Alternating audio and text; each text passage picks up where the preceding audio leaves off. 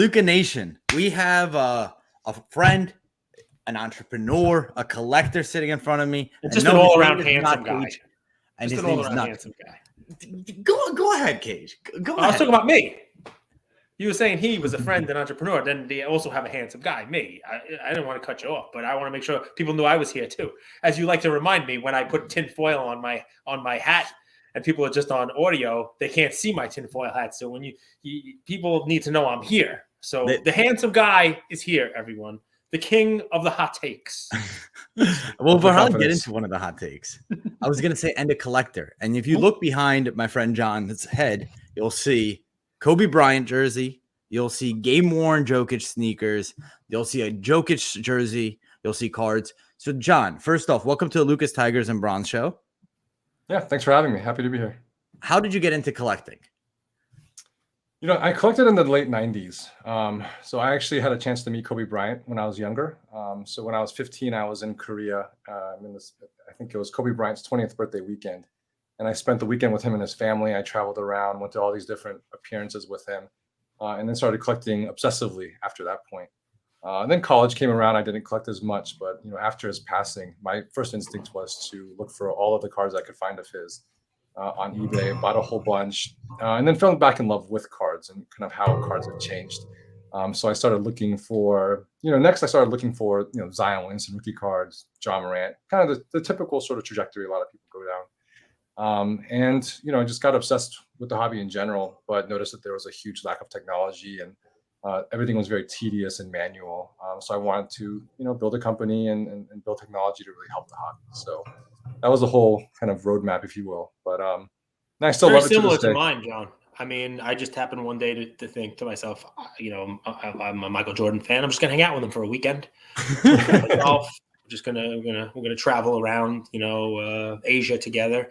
And he played some golf. I was better. He's a big cigar smoker. We smoked some cigars. Beat him one-on-one. Yeah. And I just decided to buy Michael Jordan cards because of the weekend we spent together in Asia. What in the hell are you? How do you get to hang out with Kobe? Oh, hey, I'm just going to hang out with Kobe Bryant when I'm a kid. You think we're just going to gloss over that one? Did you win a sweepstakes?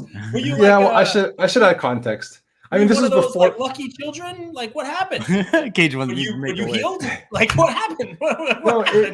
Interestingly enough, I went to Korea for summer vacation quite often, and there was this magazine related to basketball because I really enjoyed playing basketball, and it said Kobe Bryant's visiting Korea, and back then, the internet really wasn't prominent, so you were looking at magazines, and there was a magazine article that said Kobe Bryant's going to be arriving in Seoul at this time at this date. So I went to the airport, and back then he wasn't as big of a celebrity at that time, right? He wasn't as big. What year? 1998. So this is like after his first All-Star appearance, but he wasn't like a starter. He wasn't completely solidified in the league. So I went out there, and I was, one of the only people at the airport. And my first thing, I speak English, right? So I was like, "Hey, could I be your translator?" And I said, "I'm your biggest fan." And then he's like, "You know what? Just meet me at the Ritz-Carlton tomorrow at 8 a.m. and you can go to some of these events." And I hung out with him so much that his mom got really, really annoyed with me, told me to stay away from them for a little while. His dad was like, Joe Bryant was amazing. Like, he was super nice. His cousin was there, John Cox. John Cox played somewhere, played for the Philippines national team. I think he's coaching in a university at Philadelphia. So I spent a lot of time with that family. And yeah, I mean, that's how I just naturally collected his cards afterwards. What were they like, and what was Kobe like at that age? So 2 years. What a lot of people don't know about Kobe was he did get drafted highest first guard, I think, could go high school to the pros, but he struggled mightily his first year. The coach didn't love him. Then he came in the playoffs, and I think he chucked up 5 air balls. I think it was 3 air balls, but against the Jazz. Yeah. Against the Jazz. He wasn't a LeBron type of character where it was he came into the league at a high school and just dominated. He actually struggled a little bit. So what was he like at that time in 98? What was his demeanor like? No, he was great. I mean, he was super smooth, super nice, very friendly in general. I think he became a little bit more reclusive and quieter kind of later on in his career when he needed a little bit more privacy. But, for me, I was around the same age. I think he was 4 years older than me, and we got to talk a lot. And it was just cool seeing him interact with the fans. And it was my first time kind of around an NBA player for an extended period of time. So super nice. By the way, the moral of the story for anybody hobby out there, you Go to can the airport. do amazing things by being willing to, 1, do a little research, 2, hustle a little bit, and 3, being willing to work for free. Because look what John did here. He's like, hey, you need a translator. I'm your guy. He didn't say, hey, by the way, I'm offering you my translation services for the minimal fee of $500,000 per year. No, you said, all right, I'm going to get to be paid by hanging out with Kobe Bryant. I'll meet you at 8 a.m. tomorrow at the Ritz. Let's ride out a Four Seasons. Let's rock and roll. I love it. It was the Ritz. That's a good memory. Did you ask him for a jersey? No. So I actually have a set of sweatbands right here that I gave him as a birthday present. He signed one and gave it back to me. And that's kind of a story around like the cards that I collect now. I look for cards of him with that image of a wristband on or a sweatband on. But he signed the ball behind me too, but it's a little bit harder to see with the lighting. But that ball signed by Kobe Bryant, Elgin Baylor, Jerry West, and kind of crazy, but Kevin McHale. That's I should not have done that. He's a legend though. Like yeah. But Laker legends and then one Celtics. It's, kind of regret that. Where does Kobe rank on your top 5? Or no, where does Kobe rank in your list of greats? I don't want to make sure that you put him in the top 5. Sorry. I mean, objectively speaking, I understand statistically he's not, the greatest, but for my eye test in terms of his skill set, I think he's, 1-2 with Jordan, right? But I respect a lot of other players. Like LeBron's done it for a long time, and Kobe kind of had trouble after 2013 after his injury. But yeah, Kobe's definitely up there for me. So you're not going to choose a number? I said number 2. Oh, is that right? 2. I'd say number 1 in terms of 1 or 2. He might even put him ahead of Jordan. He said he's in the top 2, 1 or 2 with Jordan. But you don't get much better than that. Wow.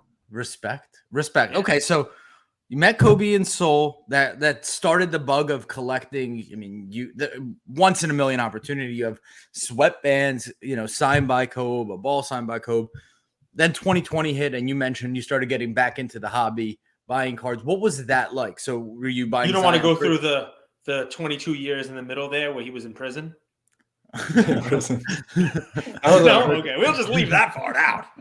I can go into that after too. Other basketball players at the airport. 20 years. Done. He comes out and boom, buys Zion. You just complimented that he adds value and he works for free. You just complimented the man. He was not in jail, folks. That was just me being an idiot. Yes. All right, so you come back in 2020, like a lot of people listening to this right now, you're buying Zion cards. By the way, thanks for being a good sport. I'm hoping the people out there are laughing at the fool that I make myself. No worries. All good.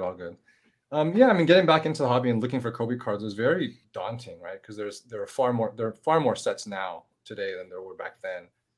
So you'd have maybe 20 different rookie cards back then of Kobe, maybe even more. But then now, I think I first started just trying to chase a single Zion Prism base card. I was telling my wife, I just want to get this card, and that's it. That's all I want. And then of course I want a John Morant, and I want to go back a year to get Luka rookies, and then just expanding from there and going kind of the higher and higher levels, I guess, ultimately. But I mean, it was fun, and luckily, there's a YouTuber named Pac-Man that I became close with, and he actually helped kind of develop Center Stage along in terms of the brand.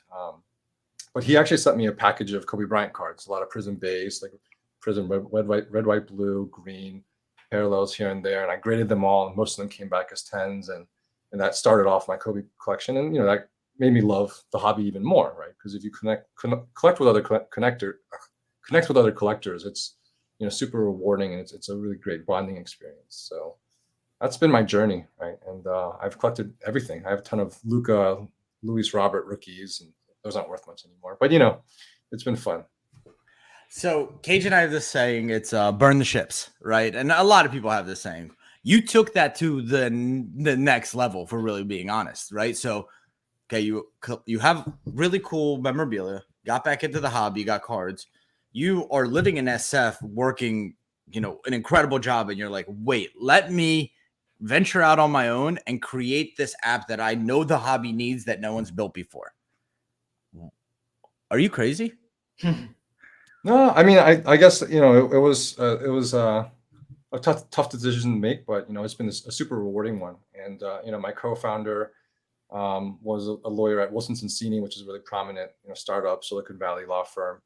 And he had, been through the trenches with a lot of different companies, advising them in the past. And, we've also built an amazing team. We have computer vision, machine learning engineers, designers, card experts. I'm just very fortunate to be in this position. I'm very, very lucky to have such a great team. So it's been worth it. I'd do it all over again if you 10 other times. So. What's the vision for center stage? Like, what was, if we'll get the center stage 5.0 where you're at now, and I can't even imagine if we look forward 3-4 years where it's going to be, because the way I understand computer vision and learning, it improves, it iterates on itself, right? It takes time.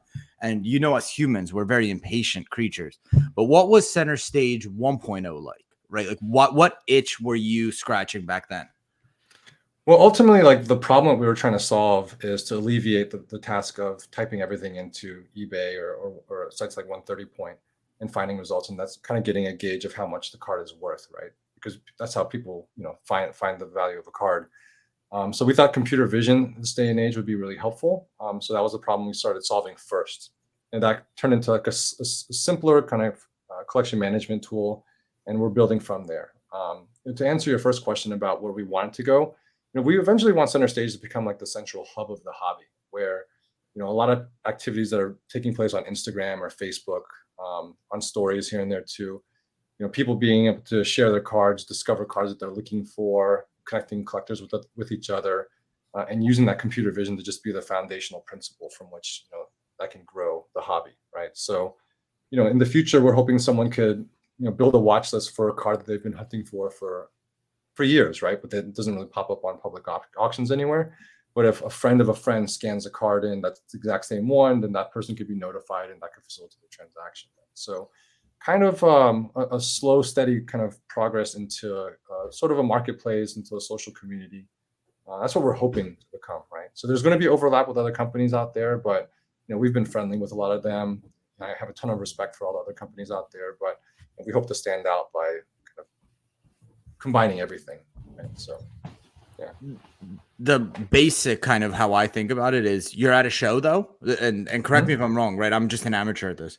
You're at a show, you're walking around all the time. Like, I'm not a huge comp guy, but every single dealer is like, you go to the Dallas show, they are comp fiends, right? So you walk by and you're like, hey, would you be willing to trade? And they're like, yeah, what do you got? They pull out and they say, these are 5 cards I like. What do you like for my display?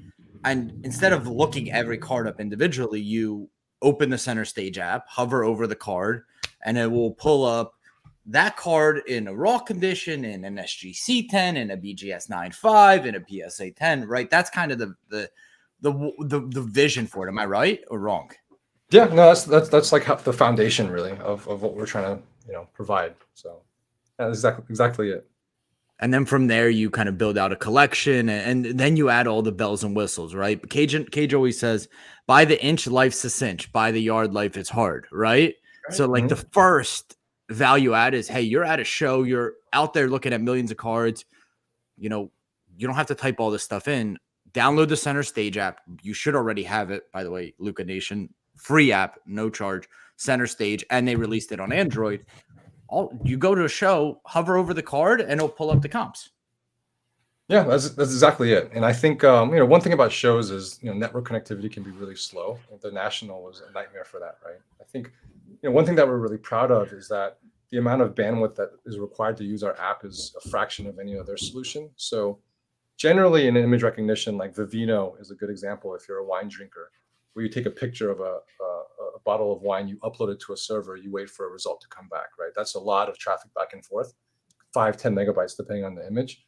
For us, we're doing on-device machine learning, fingerprinting, and then we're doing a search of that. So you actually get a result. And oftentimes you can, get that before you can even finish a text search. So really proud of it. And people have been using it a lot. I think we just hit 260 million cards searched using our app since we launched in late October of last year. So we're super proud. And we're close to hitting 250,000 users as of possibly by the end of this month, end of the year. So, yeah. Cage, you're making a very funny face, but it could be a million different things because we talked a ton behind the scenes. So sometimes his brain might be stuck. I'll turn it over to him in a second. Might be the lawyer in him. Who knows?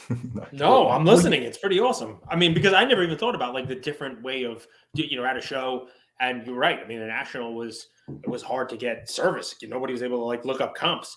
And I've used that because, I'll be out of place and it's like, all right, this wine was good. Let me see where I can buy it. How much does it cost? You name it, the whole deal. And you take a pic. You basically have to snap a picture. It gets sent off to who the hell knows where. I'm not a computer guy. It's on the line. It's Exchangegram. Put the picture on the line, right? And then it comes back. You should hire Cage and I as interns. But that would be awesome. We have a lot of card experts on the team. Maybe I can introduce you to them and can have a nerding out session with talking about cards. But I mean, so if yours is low bandwidth and it's just boom, it's like, it's all doing it at once while you're in the process of taking a picture. You don't have to type. First of all, half the hobby can't spell. So that's part of the problem. I mean, kaboom has two O's in it, people. It's not a kabam. Two T's in Matthews. John, what's been tech is tough. Like we all know that technology is a difficult game, right? Because you have the customer acquisition side, but you also have the tech side, and they wait for you to build the perfect product, but the perfect product is iterative. He's telling you another one of my sayings. So he likes to use by the yard life is hard, but by the inch life's a cinch. It's kind of slow down and have deliverables. But one of the other famous bathroom wallpaper quotes that I put out there is, just when you think you can make ends meet, somebody moves the ends. Isn't it like that in what you're doing, right? Isn't it like that in trying to build something, right? And you know what? You're going to deliver something, and then boom, somebody comes up with this idea, and like, let's build that in. Oh, no, that's got to be in version 3.0. It's just hard. Sometimes it's very hard to stay focused on delivering the product that you're trying to deliver without adding the bells and whistles on before you're actually delivering the actual product. Making the car drive before you add the ability to hover. Makes sense? Yeah, I mean, that's a great point. I think as long as we just stay true to our mission, really, we're just trying to help the hobby. And I think people talk about this where they're trying to help the hobby grow. Like we're just trying to allow people to save time by using technology that will just make their lives a little bit easier, so they can enjoy other aspects of the hobby, right? So, another announcement that we're going to be announcing soon, it's a little pre-announcement, is that we have a partnership with BGS and CSG coming out soon, where users can actually submit cards for grading through our app, right? So you don't have to do all those tedious kind of submission forms that people have been used to. So, we're just trying to stay true and just trying to help the hobby in any way that we can using our technology. All right, you're going to help the hobby right now because I'm going to be the hobby. I'm going to play the role of the hobby in this episode. Number one, you play Andrew one-on-one in basketball. When you have 11 points, how many does he have? And why is the answer 1? Well, I would say if it's make it, take it. Right. Yeah. I think, it might be lopsided because I could post him up, but, if the possessions change, I mean, I think Andrew can probably shoot over me or get by me. I'm old and slow. So. All right. You're very nice. So I'll take Andrew. So nice, dude. We'll get some real hobby fun stuff here. If you were going to make a hobby all-star squad, 5 starters, and I'm going to give you 3 alternates on the bench, you have to put a hobby team together where you were then going to face another hobby team. So I give you the ability to basically take the 8 players in the hobby who you're going to put together to make a hobby all-star team. And number 9 is going to be pissed off. All right. And then the person you leave off this 8, I'm going to go call them next. And they're going to put together a team of their 8, and they're going to come at you. So let me hear your starting 5 in the hobby and the 3 on the bench. Let's go. Oh, man, and you can't use Andrew because that's a cop-out and no one would believe you. That's tough. I don't know if I can think of all 8, on the spot. Number 1 on the list would be Trike 415, Troy. Okay. He has a YouTube channel. He's a soccer collector. He 6'7" guy, played at Wake Forest. Was like I think the 11th or 10th pick in the PBA draft. So he's definitely on the team. Pac-Man, I think he and I would work well together. I played with Roth cards at the last Culture Collision show, so he'd be on the team. Kenneth Fornaz, I think he just hurt his knee recently, but he also has some skill there. Andrew would definitely be on the team there too. Say cop out. Lies. Hey, I think people know fundamentally. If I know that they can play, that's all that matters. Right? The big fundamental. That's Andrew. I don't know. I don't want to cop out, but I just can't seem to think of the other players I would add on the team. So maybe I can provide that at the end of the show. Yeah, that's fine. What shows are you going to be at in January or next year? But here's the thing. Before you tell me about the shows, you put your starting 5 together. And the reason why Andrew couldn't be on it is Andrew's going to give you his starting 5. Go. And then we're going to make this happen. Cajun. See, you got to give Cajun. You got to give some Luka Nation love. I haven't seen him play, so I'm sure he's good, though. I know he's a Southpaw. I haven't seen him play either. Well, of course. I'm not going to let you scout my guys. Cajun, Southpaw, myself. Oh, 2 more. Cage is like the Steven Adams of the squad. I bring 6 fouls to the equation. Let's And go. you're great screener. Great screen. Jeff Wilson. Jeff I don't know Wilson. about that. I like I the just- Jeff Wilson play. Media attention. That's it. We're getting a lot of coverage for this game. See what he's doing there, John? We're going to lose the There you game, but it's going to get broadcast everywhere. And everyone's going to sponsor it. And there's going to be I hear you. 103,000 followers, and only 2 people actually there.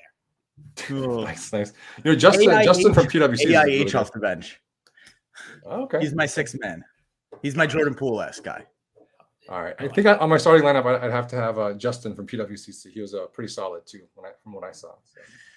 Justin lives a good life from my experience of hanging out with him. I'm bringing my Chris Hoge, his brother. Like, that's it. We're gonna do like a Ralph Sampson, Hakeem Olajuwon style offense, and no one's gonna be able to mess with it. Let's go. Some big boys. I think those are more like the Detroit Pistons bad boys, right? Get some of the. I'll take it. A lot of fouls to give. Yeah. We're rocking and rolling. Okay, you could ask about shows he's coming to and stuff. I just have to get the basketball stuff out of the way. What shows will you be at, John? So, we're looking at the next Culture Closing show. I think that might be one of the first ones that we're looking at. There's the Mint Collective. That's a definite yes. That was a great experience last year. The Burbank show is something that we really enjoyed last year too. Those are the 3 that I can think of off the top of my head. But we're looking into it. I think, going to shows is pretty costly for us. We want to find a way to partner with these shows or sponsor them in some way, but, just being a little conservative right now. So we'll see. What's the biggest challenge you have with the app? So I think I'm the biggest critic of the app, really. So I know, the app's by far from perfect. It's far from perfect, obviously, right? So, occasionally when you scan a card, you'll get duplicates, right? That's just the result of the AI not being able to confidently say that these 2 cards are alike. But that's just a pain point. People can kind of swipe through the results and kind of find them, more recent transactions.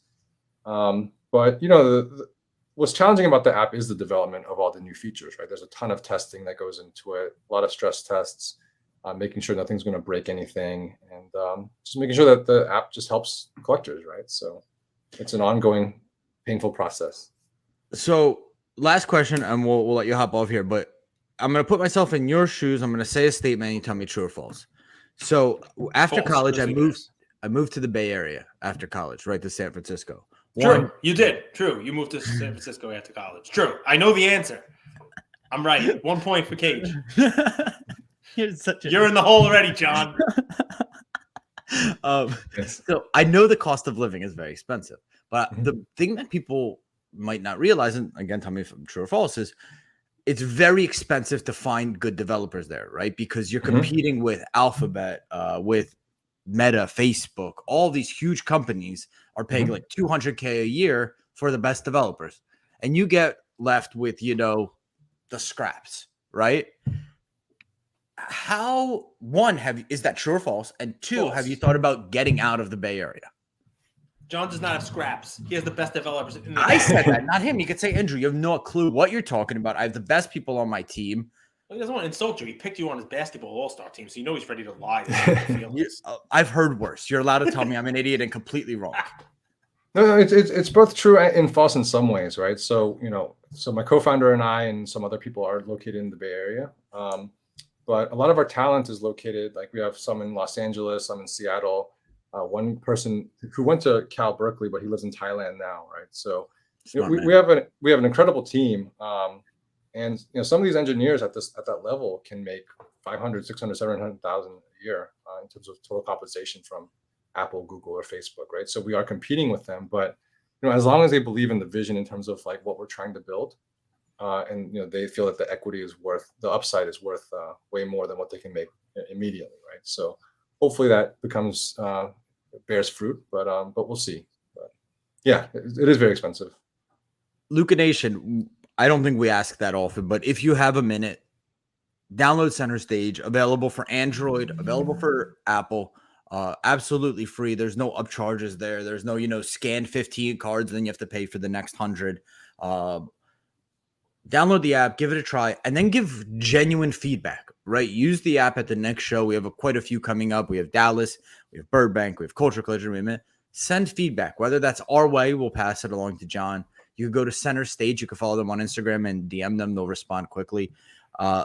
We want to support businesses like this in the hobby because they're adding value. They're putting time and effort, and they're asking nothing in return. All they're asking is, hey, give us a shot, right? And I think that's the least we could do. So that's my ask of you guys out there. Center Stage. Any final words before we let you wrap? No, I appreciate the time. Love being able to spread the word. I'm a big fan of your show, and you guys are grinding nonstop for the hobby. And I listen to as many shows as I can. So, really appreciate the time. And yeah, would love to hear any sort of feedback, positive or negative. And if you consider yourself a top 5 basketball player in the hobby and John and Andrew left you out, remember it was them, not me. Go ahead and DM them, give them all the hate, all the venom, and all the fire. Do not come at me. I don't know who you are. I wouldn't know a good basketball player. I mean, come on, I don't even think soccer cards are a relevant collectible. So what do I know? John, you're the best, man. Thanks for coming on. Thank you, brother. Thanks for having me. You guys have a good one, okay? Talk to you soon. Love that guy. I love the people that are willing to invest into the hobby from an entrepreneurial perspective. You also know what you're getting with John, and since it's his company, you know what you're getting with the company. You know what I mean? Like, there are companies out there that you know the name, but you can't put a face to it, right? You can't just be like, okay, I know that company. It's this guy. Like, Center Stage is John. You know what I mean? And I love when a company has that, man. And because there's an accountability there, right? There's a human aspect to it as well, which is funny to think about when you're dealing with like a tech company like John has, right? Machine learning, you would think it's the opposite of people, but he puts a face to it. So it's this crazy tech, but it's also somebody who's sweating and bleeding for that company and they're trying to make it better. And I like that you ask people to give feedback because they'll take it and run with it. They'll actually use the hobby feedback. It's valuable to them, right? Because, it's more users, it's more people who are, using their stuff and they'll learn from it. So yeah, man, I always love having folks like that on. Really. We've done a ton of business calls, a lot in the last month. And I've never been more convinced that it's the jockey, not the horse. It's the person, not the idea. I do feel, whether it's recently or this has always been the case, like, we don't really want to operate. We want to come up with the idea and almost want the idea to do its own thing. But I would bet on John just from a purely operational standpoint, right? Like, every time he shows up, it's here's what I've done. Not like, hey, we're gonna have all these grandiose plans. It's like, right, here's what I've executed on the last 12 months. I'm gonna keep doing that, and we'll keep moving forward. And also, admitting it's not perfect, and I'm working on it. Right. And I'd love for you guys to tell me what else I should be working on. It's funny. I mean, I was kind of a little bit of a pain about it, but I'm glad needle deeper into it because isn't that a cool story about the Kobe thing? Like, okay, we could have just let him. Yeah. Me and Kobe were hanging out for a weekend. But it's cool to find out why, right? Because now look, I know your story, right? And a lot of people who start companies, they have a story about working. I mean, I know yours. And, not all of us started off as male models, modeling boxing briefs like you did. It's great. But, wasn't me and Magic Mike. That was a doppelganger, Cage. You were in Tragic Mike. That's your movie. It's a very different movie. Different entirely. No, but I mean, to hear I didn't make Magic Mike XXL. I got stuck in the medium. Hey, Kobe's coming to town. I'm gonna just head to the airport. All right, that's a go-getter, man. That's somebody who you want at the helm of a company, and somebody who's at the helm of his own company is going to do what it takes to make it work, right? I'm going to go and find Kobe and say, well, what the hell does this guy need from me? Boom, I'm going to translate for him. See you at the hotel. All right, done. Why the hell not? That's like you. We've had meetings with people where you're like, this is what I'm going to pitch. And I'm like, you're insane. And then it works. It's crazy. I don't know why I believe this, but maybe because the person who did this. So when I was at Drexel, I was 20 or I was 18 years old. My sister was 10. She was in maybe elementary school. She calls me. She doesn't do 8, 9 years old. She's like, hey, Andrew, I don't know if you heard, but like Kobe's back in Philly and he's like going to different elementary schools to kind of just like talk to kids and inspire them. He's going to be here tomorrow. And if you want to come, like I could bring one guest. Complete lie. Complete joke. Not her at all. I went nuts. I went absolutely nuts. I'm like, I'm getting a train now. I'm coming. And then they call me back like 5 minutes later. Your 10-year-old sister Did a I jerky think boys on you? She pranked you? I think my dad told her to play this prank. I mean, to what end? Just to mess with you? Yeah. Don't they know I'm They- the only one allowed to do this? You weren't in my life at that time. Yeah, well, I'm going to take a time machine back, kick their ass, and say, you cannot mess with 18-year-old Andrew. It's my job in the future. Just shifting gears, because I wanted to get your take on this and we'll wrap. Yes, What are the Joker. Mets He's doing? awesome, but I'm not buying his cards. No. What are the Mets doing?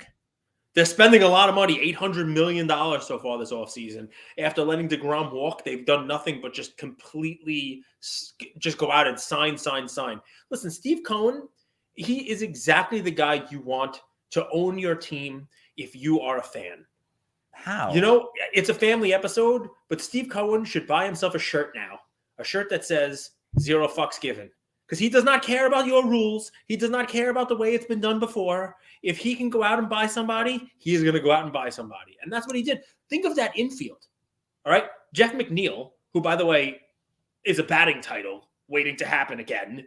All right? Seriously, like a 3 and change hitter is the worst infielder. You got Polar Bear, you got Francisco Lindor, and now Carlos Correa. That infield is the best infield in baseball. That is an amazing infield, right? Lindor couldn't hit the ball. Lindor for had a great second half, dude. Look at his numbers. Year. Lindor is great, and he had a great second half. And now you pair that up with you got Verlander and Scherzer, who I know were at the tail end of their career. But basically, this is an owner who is going to give you the best shot to go out there when you think of what their division has in it, right? You got the Phillies, yep, right? You got the Braves. Right? I mean, the Nationals obviously are not there anymore, but I mean, they're a couple years removed from, a championship. But that you have to go for it just to win your own division, right? And basically what he's saying is, why did I buy this team if I'm not going to be spending my money? Luxury tax be damned. It's the Steve Cohen tax right now. He's paying something like $400 and something million next year after the tax is thrown in because of how much money he's spending, because it's 50%, 75%, 90% tax. What's the end goal? Like, if he wins, winning. Just stay with me before you jump down my winning. throat. That's always the goal. If he wins, does the team make that much more money? Like does he recoup that $400-500 million spent on luxury tax? If the they goal win is always to win. And yes, I would say obviously the more winning you do, and if you win a championship, yes, that's good. It sells merchandise. It sells more tickets. It brings more people into the stands next season. You definitely invigorate the fan base for many years to come. But the goal should always be to win. I understand. Well, winning could be also meaning a profitable business. But why? What I felt like watching it that way. I understand. I felt that what he was doing was, remember the first run in cards? It was like the best cards sold, and people felt like they were missing the boat, so they were sort of getting this B-level cards, but they were paying A-level prices. That's kind of how I felt that he's doing here. Like, I don't think Correa is. I mean, look, Correa a year ago, this is the kind of contract he would have done. He went to Minnesota on a 1 year because there was no big signing for him. Okay. I also and good so player. It's market value for Correa. He's a very good player, right? And when you compare to how much money is being thrown out there for other players, like Xander Bogaerts, very good player, not a Hall of Fame player, right? I'd rather Xander than Correa. But they're comparable contracts. Very comparable contracts. So it's not like, wow, he overpaid for a bad player. Comparable players with comparable contracts. This is just what people are paying now for talent. And what's funny is you lock them up for 12 years. In 3 or 4 years, this contract may very well look like a bargain with everybody spending money like crazy the way that they're spending it now. It might be $40 million a year for the going rate for shortstops. There were a lot of shortstops on the market this year too. And Correa wasn't the best one, but like Dansby Swanson's going to get a huge contract. Coming in, people thought he was going to get high ones. He's going to get into 2s now. It's an arms race, man. And with the Mets especially, what you saw was they won a bunch of games and then got knocked out by San Diego. That can't happen, right? So what he's doing is, and very well, it could happen again, but it won't be for a lack of spending and trying by him. There's only amount of players who he can go after. He wasn't getting Aaron Judge, right? So he has signed some of the top names. I mean, Verlander might be the top pitching name out there. Ohtani? What? Ohtani? Ohtani's not available. He's under contract this year. I mean, he might be available for trade, and maybe the Mets will be in on him. And then next year, the Mets might be in on him again when he's a free agent. If he goes to free agency and doesn't get traded in the whole 9 yards, Ohtani's a great name. And I would imagine Steve Cohen is probably already planning on how to do that. But yeah, I mean, listen, as an owner, it reminds me of what Steinbrenner used to do, where it was like, you know what? I have a checkbook. I have a lot of money to spend. I'm going to spend my money and give my team the best chance to win. You can't guarantee a win, though, by spending. Right. Everything still has to work out on the field, but no one's going to be able to say Steve Cohen didn't open up his wallet and spend money on that team. And if I were a fan, I'd be very happy. A lot of Met fans responded to my story today saying, thank goodness for Santa Steve, Santa Cohen, And I guess what's cool about this is you spend the money now, but you also start making the jerseys, and now you have jersey sales for four months before the season starts. Any card implications? Are you even thinking about baseball cards the next year, or not so much? Players, modern baseball. I mean, what's funny is Correa and Machado have cards very similar to the Mike Trout rookies that are there, the Bowman Chrome Autos, but so much less in price, right? Correa, it's funny. You know what Correa has? You're going to die because I'm going to give you a throwback now. You remember the $1 Mookie Betts Prism draft card? Correa has the same card in the same set. And it was less than $1. I have like 100 of them because when we were doing the Mookie Betts buying, you could buy the whole set for like $6 and you got a Correa in it and a Max Muncy and Jose Abreu and all these other guys were in the set with Mookie Betts. Cool, fun little set. I mean, I wouldn't tell anyone to go buy it now because, obviously the landscape of the market has changed. But Correa is somebody you could take a flyer on. Lindor, same Bowman Chrome Auto kind of same play. You can take a little bit of flyer, maybe that first Topps Chrome rookie card. Because I know they're not a lot of money. And I would expect them to really have a good year. I mean, I don't know what Verlander and Scherzer are going to end up doing, but I would expect these guys to do really well and win a lot of games. And we'll see what happens.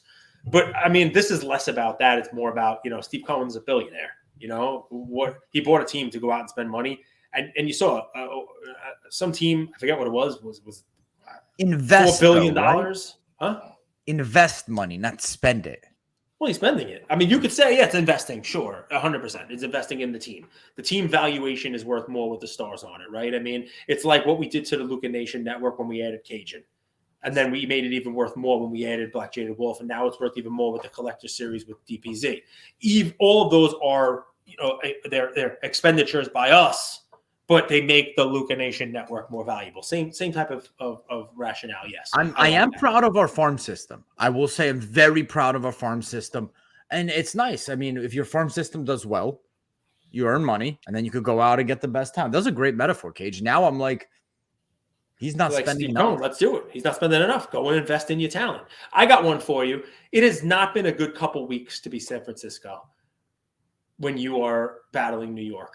Overnight, Carlos Correa gets stolen from the Giants and taken by the Mets. Arson Judge is about to sign with the Giants, and the Yankees swoop in and steal Aaron Judge and sign him to. Did you remember that? Arson? Yeah, it was a typo on Twitter. I forget who it was. Maybe it was John Heyman. I forget who it was, but they were like, Arson Judge is about to sign with the San Francisco Giants. Look it up. It's so funny. He typed it wrong. So the whole day, it was like the Giants got their man, and so did the Yankees. And it was like pictures of like Aaron Judge with fire behind him. It was Arson Judge going to the Giants and Aaron Judge. You didn't see any of this? It was really funny. Just type in Arson Judge and you'll see the story about like how the typo of Arson Judge. But, in what possibly is the biggest affront to that Bay Area, 8 wins in a row for the Knickerbockers of New York, sticking it to the Bay Area Warriors last night. Boom! Knicks with an 8-game win streak.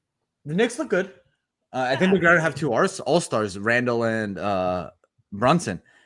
I am shocked at how bad Wiseman is. Okay. All right. Well, so he played 22 minutes. He had 4 points, 5 fouls. Yeah, he's a little gangly. He doesn't know where he starts and where he ends. That's true. And this was in a blowout. So he was playing the second and third string guys of the Knicks. Good on the Knicks. Good on the Nets. They're both on huge winning streaks. This is the Knicks' 4th longest win streak in the last 30 years. I wouldn't overreact because I'm going to check now, but I don't think they've played anybody that serious during this streak. Why so serious? Why so serious? But it is alarming. 18-13 still on a 8-game winning streak. Yeah, it's pretty terrible. Remember, you're on an 8-game win streak, but you started off 10-13. They beat the Bulls twice, the dysfunctional Bulls. They beat the Pacers. They beat the Warriors. They beat the Kings. They beat the Hornets. They beat the Hawks. They beat the Cavs. The Cavs are good. The rest of the teams. A couple decent teams. Who? I mean, the Bulls can be a decent team on any given night. Bulls are dysfunctional. Bulls might be one of the worst teams they've You like played. the Heat? What are you asking my thoughts on the Heat? Yeah, you like the Heat? Heat are a middle tier team, which is the worst place you want to be in the NBA. The Bulls beat the Heat last night. Knicks beat the Bulls. Knee bones connected to whatever the hell you want it to be connected to. Heat are not a good win, and it was without Jimmy Butler, who ate crickets and had like stomach issues in Mexico City. Arson Judge. I found it. It's basically like Aaron Judge with the hospital from The Dark Knight blowing up behind him. Yeah, arson. That's a literally new not even that superhero. Funny, but Cage thinks it's hilarious. Oh, it was so funny that day because the Giants still got their guy. It was Arson Judge. It was just a totally different player. Arson Judge and not Aaron Judge. That was good stuff. What else do we got going on today, right? There's basketball, football coming, crazy football weekend with Christmas coming. You know, a lot of games on Christmas Eve. Not that much on Christmas Day, Sunday. We'll try to find a way to maybe sneak in a little whatnot early. Maybe we'll do it on Saturday before the games, or maybe Friday night or something like that. Saturday at 11 a.m. Don't you think? It'll be some fun. We'll see, man. It's Christmas Eve. I have some things I got to do. I prepare the Feast of the Seven Fishes. So you party on Christmas Eve? I mean, I make the fish. What do you mean? I don't really. It's just another thing I need you to look up. There are people out there who understand. Making fish on Christmas Eve? Yeah. The Feast of the Seven Fishes. You got a whole list of to-dos. What's interesting, Cage actually called this. And Cage has been I call everything. On Burrow for a minute. Did you know that the Bengals could actually finish with the best record in the AFC? Of course. I mean, they're right there. They're right there. They play the Bills. They do. So you have Mahomes as the leader for MVP. But one game between Allen and Josh Allen and Joe Burrow, Bengals, Bills, actually could propel, like if it's an impressive game by one of those quarterbacks, they could be the MVP still. Ian asked me yesterday who I think should be the MVP, who's I think going to be the MVP in the NFL, and I told him I would put my money on Joe Burrow right now because he's getting good numbers, getting good odds. Plus 600. Plus 600, yep. And you guys have to remember, both of those Bills and Bengals, who did they own the tiebreaker over because they beat them? The Chiefs. The Chiefs, yeah. Yeah, I mean, they beat the Chiefs. So we'll see what happens. I mean, obviously, Mahomes is right now the odds-on favorite. He hasn't looked spectacular the last couple of weeks, to be honest. I mean, we are holding on to Mahomes' standards. I mean, he still has put up a great amount of numbers. He's overall for the season, his numbers are fantastic. But I've said this to Andrew a couple of times when he tries to buy Mahomes cards. I said, Mahomes, unfortunately, he's Mike Trouted right now. A couple of years ago, you could have given the MVP award to Mike Trout every single year. And so they stopped giving it to him. He's been far from impressive, though. They were comparing his stats to the year before stats, and they're like, yeah, he's the best player, but he wasn't as good as last year, so let's give it to this guy. And it's kind of one of those things where, you really could potentially give Mahomes the MVP every single season he's played. So let's give it to Burrow, and Mahomes will get it next year. So I've watched every Chiefs game. Obviously, I love Mahomes. He has been far from impressive. The stats are there, actually, because they've tallied them up, but I wouldn't, even against Houston, I mean. Yeah, his counting stats are definitely impressive. And did you see Shady McCoy's take on Dak today? Mm-mm. So Shady was like, yeah, Dak puts up the numbers, but you guys have to watch the games. I'd say Burrow and Allen both have been more impressive. And you look at the MVP odds, it's minus 250 for Mahomes, plus 600 for both of those guys. Honestly, this is one where you put a flat bet on both Josh Allen and Burrow, and you could come out ahead. Yeah. Yeah, maybe bet the other side on the game where they play head-to-head. Burrow to win the MVP, Josh Allen to win that game. Because you're probably, whoever wins the game, you're winning. If you lose the bet on the game, you might win the MVP bet. It's interesting, man. What else we got? So, guys, center stage, support a fellow collector. John's someone who, honestly... I have a question for you. Sure. If the end of October were here and Jalen Hurts was undefeated, and nice. Jalen Hurts, he looked like he was going to go on a string and never lose a game, win the Super Bowl, win the MVP, and his card prices had gone up a lot, and you happen to be, just scrolling through Instagram and you saw some dude with a big head say, "Now's the time to sell your Jalen Hurts." What would you think then, and what do you think now? But he loves teeing me up. What a good co-host. You're a good dude. So I love going through this. Like, I like going back on our Instagram and be like, what have we talked about? Because it is important that the content we put out actually is accurate. Like, we do care about that, right? We don't. A lot of people are like, hot take. I wouldn't say hot take. That's a misnomer. I didn't even mean hot take. I mean what I said. Right. But, like we really truthfully, we might say it with a bit of like showmanship. But anyway, so Cage talked about selling Hurts, and it wasn't about that Hurts isn't a good player. This Eagles team's not good. It's, hey, in my experience collecting, usually this is the point where a lot of the things that you hope will happen, MVP, Super Bowl, already priced in. If you look at his cards, the Silver Prism, the Downtown, the base, they're all flat or down. The base is a little bit up, actually, the base Prism. The Silver is down. The Downtown's down, maybe 10, 15%. But it's actually interesting. They've gone on and been nothing but impressive. And this is before the fact that he got injured. Yeah, before he got injured. So you're looking at his cards. They're down from, what was that, week 6, October 28th to now. They're either flat or down. Now, the whole market's down. You're 100% right. But the point here isn't just that cards go up or they stay flat, is every day that you hold the card, especially in a sport like football, you're also holding risk, right? So the cards, let's just say, are completely flat since that video came out in October, but you've had to hold for 8 weeks more of risk. And it's also, it needs to be calculated. And it's also money that's on the sideline. So his cards are flat since then. They're obviously going to go down now that he's injured for 4 weeks. You couldn't predict the injury, but the point wasn't that he's going to get injured. It's, hey, guys, here's what I've seen happen in my 20, 30 years of collecting. Yeah, sometimes it's okay to take your win.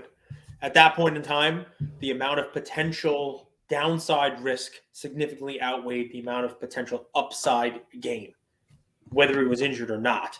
That injury is something you factor in with most football players too. And, obviously, people are learning about that with Trey Lance this year. People are learning about it with other folks getting injured. Myself included. I was out there and I said, hey, take a flyer on Jimmy Garoppolo. I like what the Niners are doing. And literally days later, Garoppolo was done for the season. Football is just one of those crazy animals where that could happen. Can I add a little context to this? So the video we posted was October 28th. Okay. And I ran the data before the Chicago Bears game. So before he got injured. Here are his numbers since that post: 4 touchdowns, 2 touchdowns, 2 touchdowns, 1 touchdown, 2 touchdowns, 3 touchdowns, 2 touchdowns, with a total of 1 interception. So what is great? 8, 10, 16 touchdowns, 1 interception since then, and his cards are down. And the team has 1 loss in the entire season. They're wrapping up the NFC, forget about the injury for a second, right? Because let's just value it as you are without the injury. We're not even talking about the injury. The flat or down across the board is before the injury. I'm pricing that up before the injury, right? Because I don't want to now take a victory lap because somebody got injured. I can't predict that. As a matter of fact, I would have preferred he didn't get injured because it would make the point a little easier for us. That even though he's out there with 16 touchdowns and 1 pick since we put that out there, even though he's out there winning the game, even though he was the front runner for the MVP, the prices are still flat or down, which means, the downside risk is outweighing any potential upside that's already baked in. And now, unfortunately, you're seeing he's injured. And with an injury, you're going to see some downward slide on his card values. That's just the way it works. So here you guys go. Here is, there's the date of the post. There's what it is now. So it was $1,000 on the 1st of November, 820 on the silver. And this is,